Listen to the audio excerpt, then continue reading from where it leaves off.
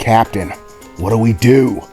We're losing more systems by the moment, one of the crew members said while frantically typing in to one of the control panels in front of him. If whatever this is begins to affect the life support systems or the escape pods, then we'll be trapped here. They could empty all of the air out of the ship or even eject us into space. Captain Shima, what do we do? I'm well aware of the consequences. You imbecile. How in the hell is she doing this? Is it that ship? What kind of ship can even do this? It makes no sense. She's a no-one captain from nowhere. She has no reputation. She's an Okai, for Christ's sakes. They don't even tend to use technology or socialize with anyone. They're isolationist. So how the hell is this happening? Captain Shima, orders! One of the crew members responded. First Mate Ralyan, are you still up? Yes, Captain. Barely. Executive order. Initiate self-destruct sequence. The ship's systems have been compromised. We're losing them one by one. They've infested us with some sort of virus, and God knows what else. So initiate the self-destruct sequence. Inform all crew members to abandon ship. Exit in the life pods. They may have won, but with their ship firmly strapped to ours, we'll blow them right to hell with our last breath. Aye, aye, Captain. Now initiating self-destruct sequence, he said, beginning to type into the controls in front of him, barely able to hold himself up, leaning most of his weight into the controls.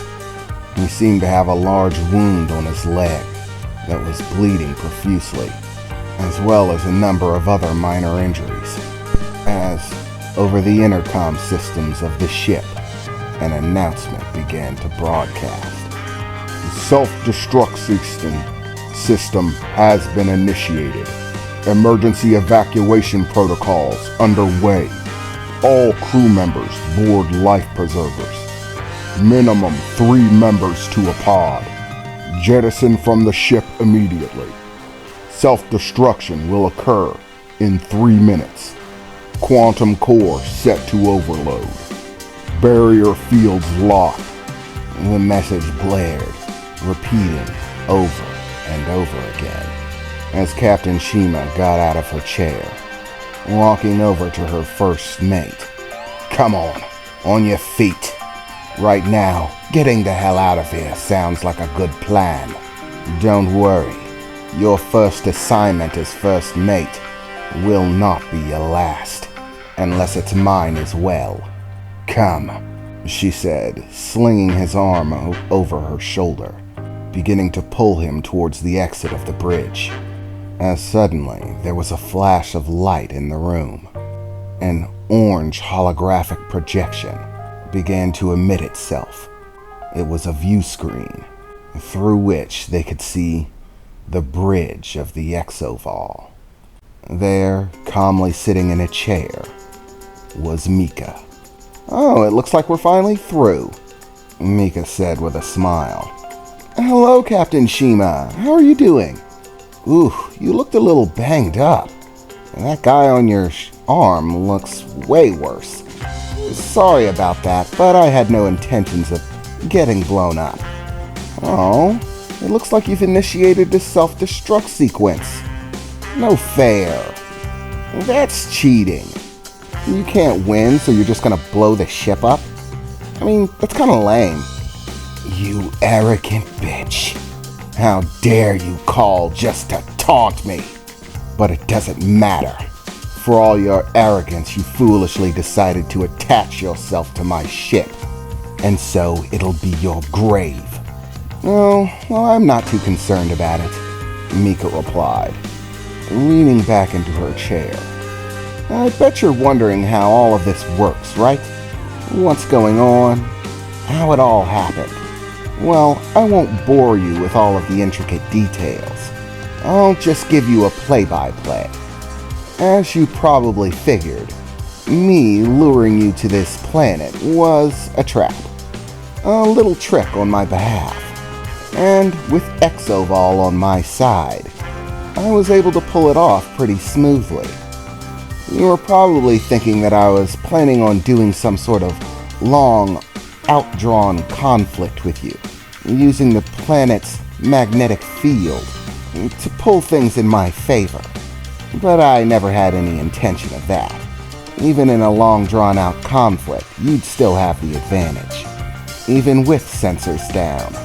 So, I decided on a single decisive strike for victory, wagering the one thing that you couldn't calculate, and that's that my ship is based in nanotechnology.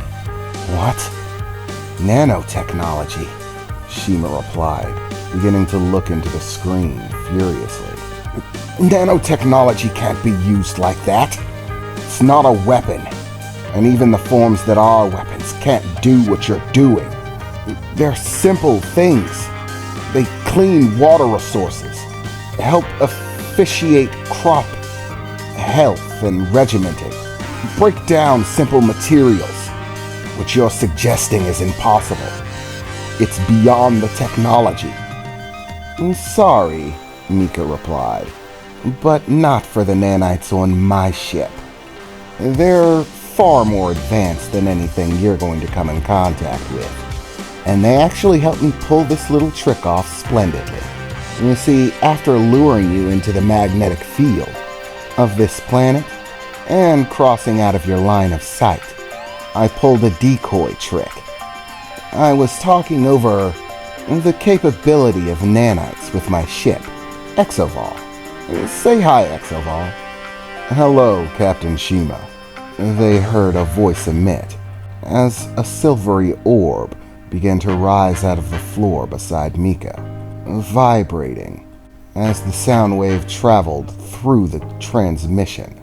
I am the Exovol, the ship from which Mika is the captain. It's very nice to meet you. They have an artificial intelligence program for the ship? Nanotech?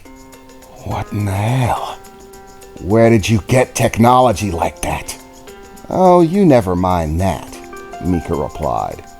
But after talking with Exovol, I found out some very interesting information. For example, the nanites that he normally uses usually take the form of either a liquid or a solid, depending on how they're bound together. But apparently, the nanites are able to use magnetic waves themselves, varying their distance between each other. And depending on the relevant forces, they can actually change that distance a great deal, holding each other in sequence with these magnetic wavelengths. Inside an environment with gravity, they still have to stay pretty fairly compact in order to maintain connection with each other. But in the vacuum of space, without gravity, or any outside forces trying to press in on them, they can expand that space drastically. So after leaving your line of sight, we dispersed a large amount of nanites into space, having them space themselves out, forming a nanite cloud, if you will. Without sensors, you wouldn't be able to actually tell that it wasn't my ship. You'd be down to visual confirmation only. So the nanites were given a simple instruction. Follow the course that we had already started taking. Use the magnetic field of the planet to pull themselves around and make their way towards you. Meanwhile, myself and Exovol's primary form changed course, making our way around the planet from a different angle, running silent. We timed it so that the nanites would appear first and grab your attention. And once all of your focus was on them, and you were assured that that was who was coming, that it was us, so to speak, you paid no attention to the real us as we made our approach, out of your line of sight. We only had a short amount of time, but in it, we were able to change our ship's state, You see, my ship actually has different forms that it takes, depending on what I'm trying to achieve. So, while we were out of your view, I shifted the ship into what I call cannibal ship state. It's a very interesting form, one made specifically to take advantage of exovol's nanite capabilities. Right now, exovol's nanites are eating your ship. It's not some sort of virus. It's a nanite infestation. It's infecting your ship on a physical level, not a digital one, tearing apart any barrier in its way. The moment we impacted, this fight was over. And you can forget about that little self-destruct sequence. It'll never reach fruition. Self-destruct sequences are set up so that they lock out any digital attempts to shut them down or turn them off. And usually physical attempts take far too long to have any hope of shutting the sequence down before it activates. But remember, exovol's nanites aren't digital. They are physical, and they are able to tear things apart at an extraordinary rate. Long before your destruct sequence initiates, the nanites coursing through your ship will tear through into your quantum drive, separating it from the destruction sequence. Without a core engine set to overload, your self-destruct sequence can't function. I'll be able to open the quantum drive's field manually, and therefore the overload sequence will shut down. In the moment, all Captain Shima could do was stare at the screen furiously. She wanted to reach through it and wring Mika's neck, but had no such ability to do so. All she could do was grit her teeth. How dare you? How dare you do this to me? To my ship? Oh, I'm afraid it's not your ship anymore, Mika replied. The moment I crashed into you, this became my ship. Yours no longer exists. Now, all there is exovol. So I'm afraid now, you're on board my ship. Warning, quantum drive has been disconnected. Overload sequence no longer operational. A voice announced over the intercoms. Life pod systems out of order. The voice began to say, twisting and warping out of its normal order and audible frequency. Yes, here I am, they suddenly heard a new voice saying over the intercoms. There, I've taken control of all of the ship's systems now. The original program has been isolated and destroyed. Congratulations, Captain Mika. The ship is yours. To all crew members on board this vessel, the voice stated, your ship is no longer your ship. I have overtaken all interior computer systems, it said, as Shima began to stare around, the colors of the ambient lights in the ship changing, becoming a much brighter fluorescent blue. I'm afraid life pod escape units have been shut down. You will be unable to exit the ship. Congratulations, you are all now standing on board the exovol. Your ship no longer exists. I will now patch you into the communications between your captain and Captain Mika of the exovol, so that you might hear the course of events, the voice said, as there was a sudden click, a changeover in the audio. Well, hello there.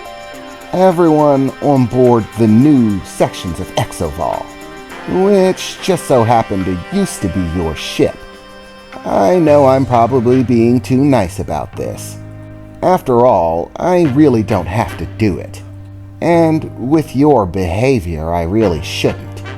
But I'm going to give you guys the option to surrender peacefully. I'm in control of the ship's systems, so I will allow all members of the crew to make their way to the brig, at which time you will be scanned before entry. Anyone attempting to bring weapons or other technology will be stopped, and such technology will be confiscated. You will then be held in the brig.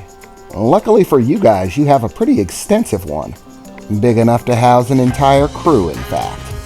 You will remain on board the ship in the brig until such time as we can create a safe and efficient means of dropping you off somewhere. So long as you do this peacefully and without question, you will be spared any sort of death or cruelty.